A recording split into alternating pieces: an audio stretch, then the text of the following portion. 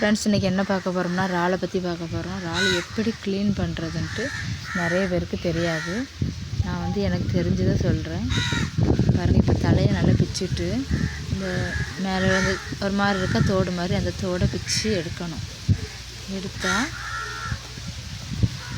நல்லா பிக்க அது ஈஸியாகவே வந்துடும். இதில் முள் எதுவுமே கிடையாது, ஃபுல்லாக சதை மட்டும்தான். பாருங்கள், இது எப்படி க்ளீன் உள்ள குடல் மாதிரி இருக்கும்.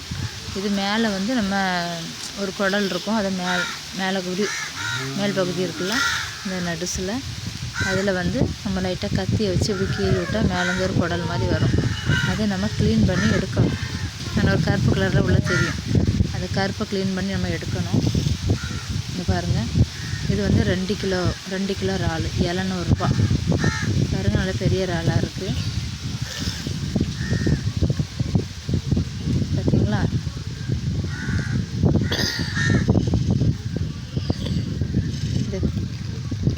இது ஈஸி தான், க்ளீன் பண்ணது ரொம்பலாம் கஷ்டம் கிடையாது. தலையை பிச்சுட்டு அந்த மேலே ஓடை பிச்சு எடுத்துட்டோம்னா அது நீட்டாயிரும்.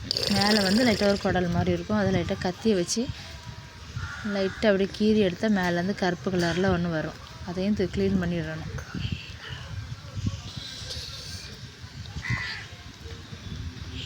பாருங்கள், தலையை பிக்கும்போது லைட்டாக கொஞ்சம் பார்த்து பிக்கணும். தலையில் மேலே ஒரு முள் மாதிரி நீண்டு நிற்கும், அந்த முள் மட்டும்தான் குத்தும். அது நம்ம நெக்காக பிச்சு எடுத்துட்டோம்னா அது கையில் ஒன்றும் குத்தாது. மற்ற எல்லாமே சதை தான் இருக்கும்.